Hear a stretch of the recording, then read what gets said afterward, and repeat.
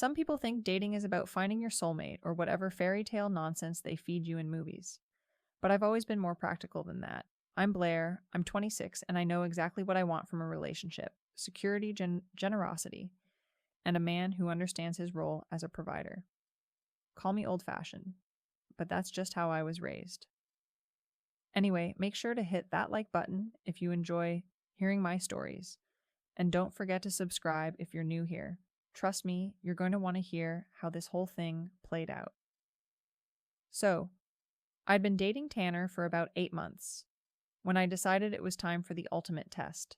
Now Tanner's this IT consultant, decent job, makes good money, but he's got this annoying habit of being way too careful with his finances.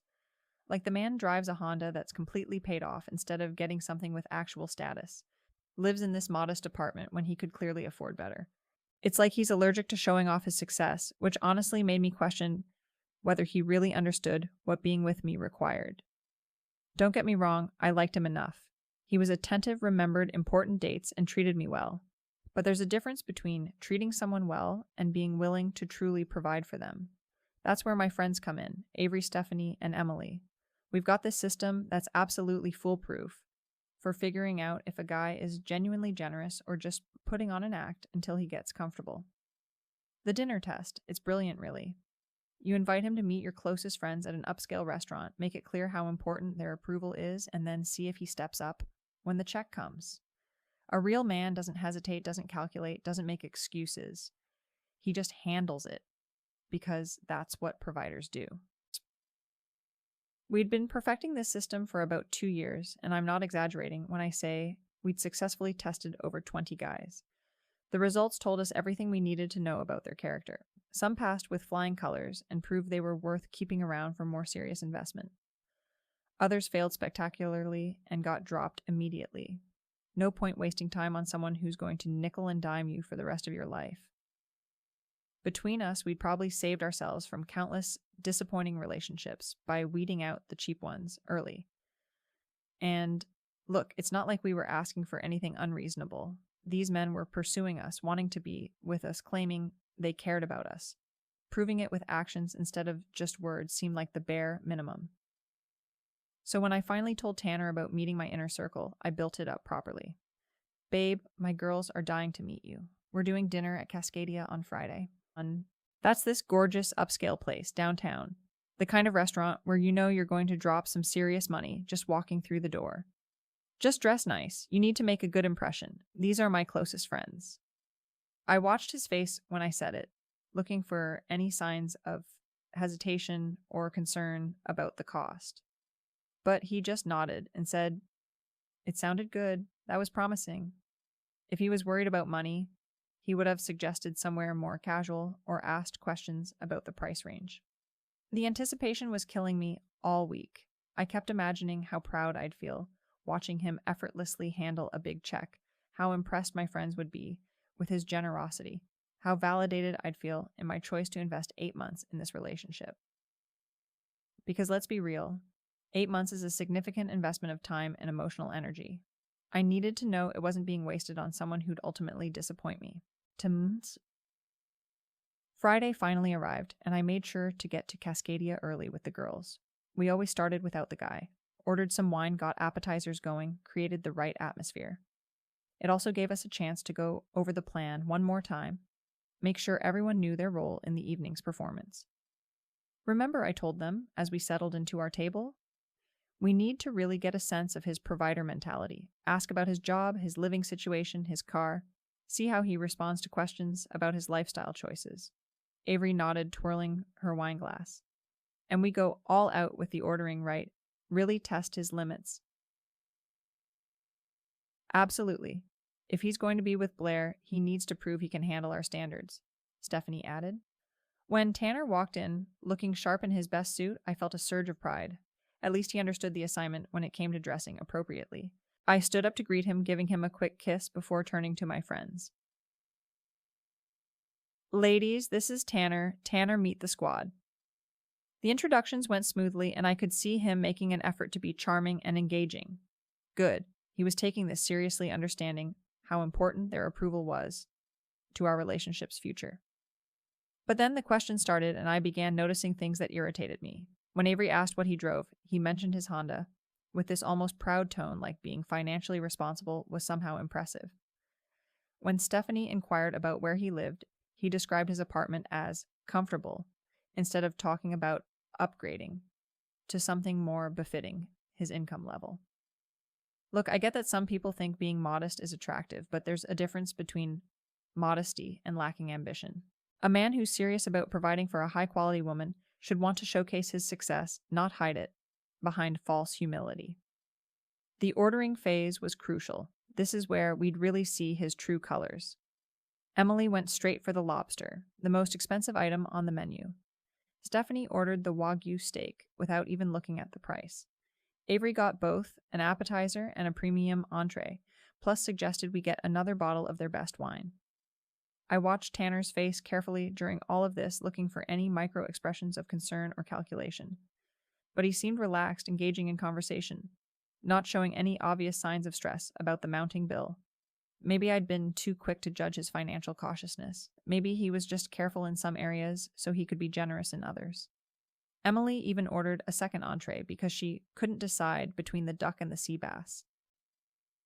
Now that was a real test, completely unnecessary, purely indulgent, the kind of thing that would make a cheap man's eye twitch.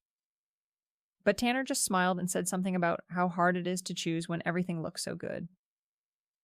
I started feeling genuinely excited. This was going better than I'd hoped. My friends were clearly impressed with how smoothly he was handling everything, and I was already imagining the conversation we'd have afterward about how I'd finally found a man who understood what real generosity looked like. The conversation flowed beautifully. My friends shared stories about past relationships, subtly highlighting the importance of finding men who prioritize their partner's happiness over their own financial comfort. Tanner listened attentively, asked thoughtful questions, and seemed to genuinely enjoy getting to know them. "So, Tanner?" Avery said at one point. "Blair tells us you're quite successful in your field. That must be rewarding." "It has its moments," he replied. "I like solving complex problems, helping companies optimize their systems. The financial stability is nice too." Perfect answer, acknowledging both professional satisfaction and financial benefit. I squeezed his hand under the table, feeling more confident by the minute that he was going to pass this test with flying colors. When the waiter brought the check, the table went quiet. In that expectant way, it always did during these moments. This was it, the moment of truth. I smoothly slid the check toward Tanner with complete confidence, giving him an encouraging smile. "Thanks, babe," I whispered, loud enough for my friends to hear. "I knew you were one of the good ones." He opened the leather folder, and I watched his face, waiting for that moment of determination when a real provider sees a big number and just handles it without hesitation. The check was $2.127, definitely substantial, but not unreasonable for 5 people, at a high-end restaurant with multiple courses and premium wine. Tanner looked at the total for a moment, then reached for his wallet. My heart soared. This was exactly how it was supposed to go. No complaints, no calculations, no asking anyone else to contribute. Just smooth, confident provider behavior. He handed his credit card to the waiter with the check, and I felt this wave of satisfaction wash over me. My friends relaxed visibly, and I could see the approval in their eyes. After 8 months of careful evaluation, Tanner was finally proving he had what it took to be with someone like me. "I'll be right back with this," the waiter said, disappearing toward the payment station. The girls started gathering their purses, clearly ready to head out now that the evening's main objective had been accomplished. I was already planning how I'd brag about this moment to other friends, how I'd use this as proof that patience in vetting men really pays off. But then the waiter returned, and something in his expression made my stomach drop. "I'm terribly sorry, sir, but your card has been declined. Would you like to try a different card?" The words hit the table like a bomb. Everyone froze. I felt my face get hot as I stared at Tanner, waiting for him to fix this immediately. There had to be some mistake, some technical error with the card reader. "That's weird," Tanner said, pulling out his phone. "Can you run it again?" "I've run it 3 times, sir. Same result each time." I watched in horror as Tanner checked his banking app, his brow furrowed in concentration. This couldn't be happening. Not in front of my friends. Not during the most important test of our entire relationship. Oh, he said, looking up from his phone. I moved most of my money to a high-yield savings account yesterday. Forgot to transfer enough back to checking. I've got about $87 available right now. $87? The number echoed in my head like a slap. My friend stared at him in disbelief, then looked at me with expressions I'd never seen before, pity mixed with secondhand embarrassment. You don't have $2,000? I hissed, trying to keep my voice low but feeling my composure cracking. Not in checking, it's all in savings. Banks are closed now, though, so I can't transfer it until Monday. The silence that followed was deafening. I could feel the weight of my friends' stares, could practically hear their thoughts about what kind of man shows up to an expensive dinner without ensuring he can pay for it. So who's covering this? Stephanie asked, her voice sharp with disbelief. Tien fries. The waiter, maintaining his professional composure despite the obvious tension, cleared his throat. Perhaps we could split the remainder among the other guests. I can divide it 6 ways if that would be helpful. That's when everything exploded. Emily immediately claimed she didn't bring her wallet, just her ID, since she thought the meal was covered. Avery started calculating on her phone with a panicked expression. Stephanie looked at me like I'd personally betrayed her. I can cover my 87, Tanner offered, which somehow made everything worse. I felt my carefully constructed evening crumbling around me. This was supposed to be my moment of validation, proof that I'd chosen well evidence that Tanner understood what being with me required. Instead, I was sitting in an upscale restaurant watching my friends scramble to cover a bill that should have been effortlessly handled by my boyfriend. Give me a second, I said to my friends, then turned to Tanner. Outside, now. The walk to the parking lot felt like a death march. I could see my friends through the restaurant windows, frantically digging through purses and calling people, trying to figure out how to cover a bill they'd never expected to pay. What kind of man are you? I exploded the moment we were alone. Do you have any idea how humiliating that was? Humiliating for who? He asked, which only made me angrier. For me, I told them you were a provider. I said you were different, and you just humiliated me with this poverty act in front of the most important people in my life. Poverty act, I have the money, Blair. It's just in a different account. That's complete garbage, and you know it. You knew what tonight was about. You knew you were supposed to impress them by handling the bill like a man. When did I agree to pay for everyone's dinner? I thought I was meeting your friends, not funding their night out. His calm tone was infuriating. How could he be so casual about destroying everything I'd built up over 8 months? This is literally how dating works, Tanner. Men take care of things. That's your job. My job is IT consulting. Don't be cute with me. You know exactly what you signed up for when you started pursuing me. You signed up to be a provider, to show you can take care of me and the people who matter to me. I signed up to pay for your entire friend group's expensive dinner? When exactly did we have that conversation? I stared at him, amazed by his deliberate obtuseness. Tonight was a test, and you failed spectacularly. Something shifted in his expression then. Not anger exactly, but a kind of cold calculation that I'd never seen before. A test, he repeated. Yes, a test. And now I have to go back in there and pay for dinner with money I need for other things because you decided to be petty about proving you're a real man. So what happens now? Now I have to clean up your mess, and then we're done. I can't be with someone who isn't man enough to handle basic provider responsibilities. I stormed back inside, leaving him standing alone in the parking lot. Let him think about what his financial games had cost him. Maybe next time he'd understand that real women require real men, not whatever pathetic excuse for masculinity he'd just displayed. The next 30 minutes were a nightmare of scrambling for credit cards, splitting charges, and enduring the disappointed looks of my friends as we collectively covered a bill that should have been one man's responsibility. I can't believe he just left you hanging like that, Avery said as we finally settled the check. What kind of man shows up to dinner without money? Emily added. I nodded along with their outrage, but inside I was calculating. This wasn't just about one failed dinner.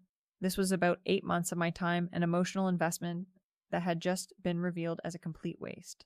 I'd been dating someone who fundamentally didn't understand what being with a woman like me required.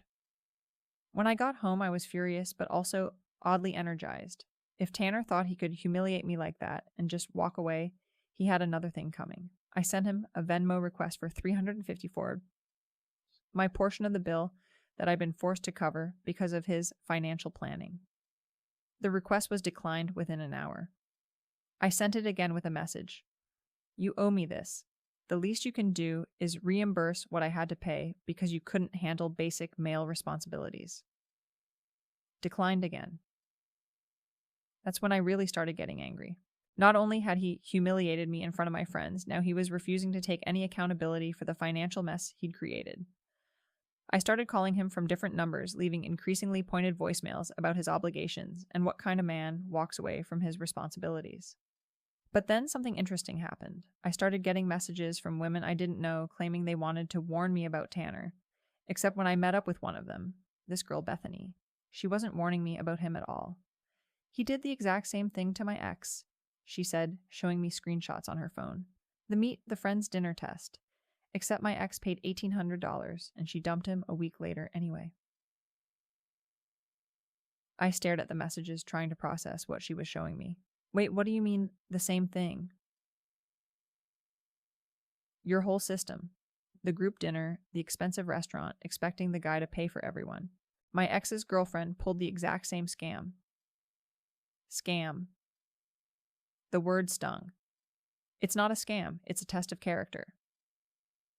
But Bethany kept scrolling through screenshots, showing me conversation after conversation between women who'd apparently been tracking what they called dinner scammers.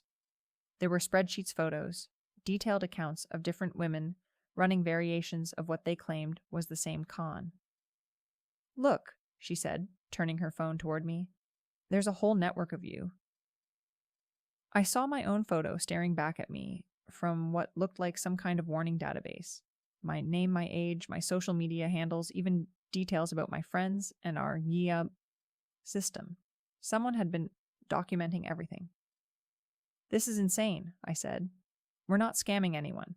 We're just making sure men prove they can provide by tricking them into paying for strangers' meals. They're not strangers, they're my friends. And a real man doesn't need to be tricked into taking care of his woman.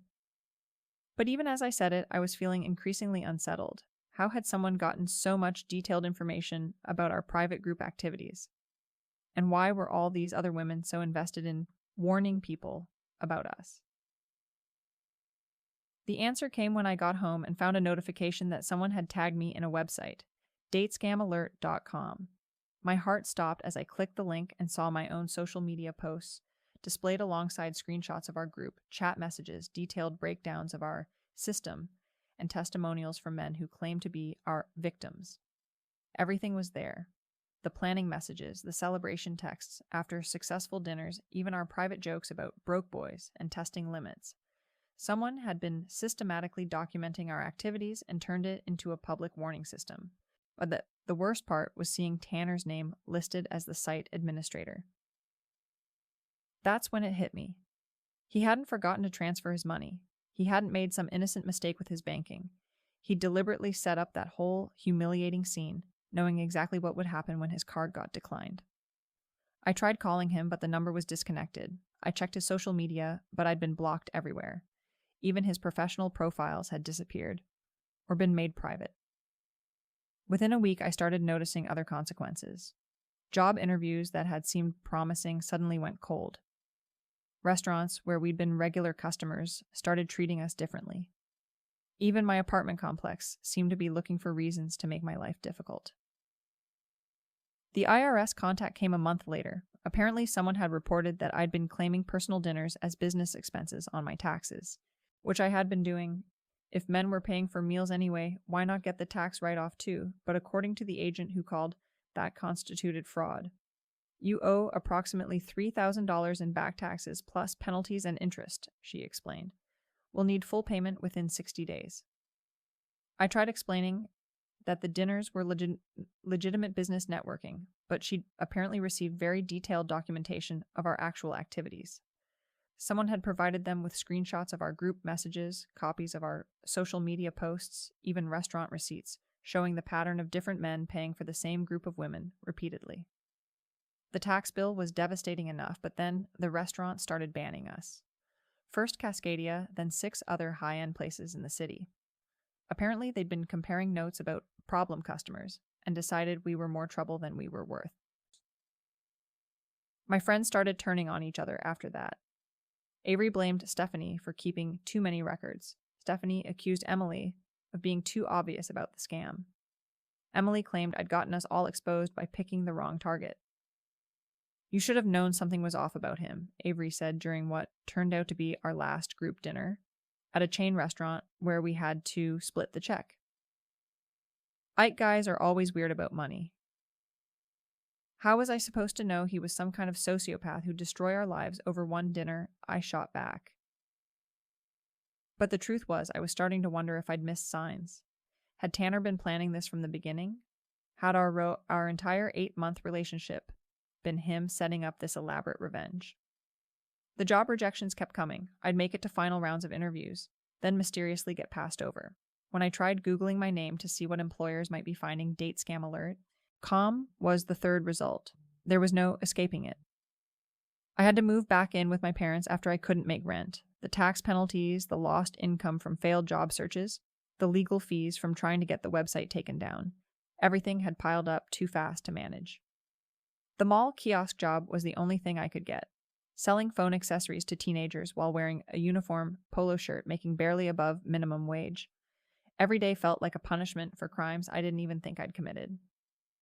But the worst part was seeing Tanner's life continue to improve while mine fell apart.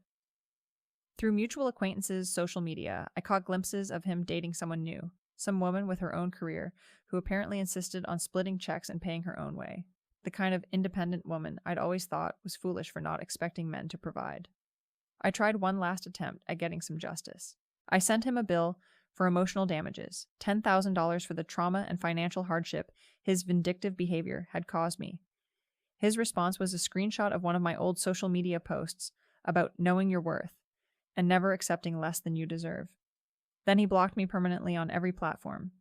Sitting in my childhood bedroom 18 months later, working a retail job and watching my former life disappear completely, I finally understood what had happened. Tanner hadn't just failed my test. He'd been testing me the entire time. And I'd failed spectacularly. Look, maybe I could have handled things differently. Maybe expecting men to pay for my friends' dinners was asking too much. Maybe the whole provider test system was more manipulative than I wanted to admit. But I still don't think I deserve to have my entire life destroyed over it. I still think a real man would have just paid the bill and moved on instead of orchestrating this elaborate revenge that ruined everything I'd built. Between us, I'm not sorry for wanting to be provided for. I'm not sorry for having standards. I'm just sorry I picked someone vindictive enough to destroy my life when he didn't measure up to them. The truth is Tanner won. He got his revenge, he got his justice, and he got to move on with someone who apparently appreciates his weird financial hang-ups. Meanwhile, I'm stuck rebuilding from nothing because I had the audacity to expect traditional gender roles in a modern relationship. So yeah, maybe I learned something from all this. Maybe I understand now why some women settle for splitting checks and paying their own way. But I still think there's something deeply wrong with a man who'd rather destroy a woman's life than prove he can take care of her. What kind of person keeps that much documentation? What kind of person builds a website to ruin someone over a dinner bill? What kind of person coordinates with strangers to systematically destroy someone's reputation and livelihood? The answer is someone who was never really interested in being a provider in the first place. Someone who was probably looking for an excuse to prove that women like me are somehow wrong for wanting what women have always wanted from men. Well, congratulations, Tanner. You proved your point. You showed everyone that expecting generosity makes you a scammer, that wanting to be provided for makes you a fraud, and that testing a man's character makes you deserving of complete destruction. I hope you and your bill-splitting girlfriend are very happy together. I hope you feel good about what you did to me. And I hope you never have to learn what it feels like to have your entire world collapse because someone decided you didn't deserve basic human decency. But hey, at least I know my worth, even if nobody else seems to.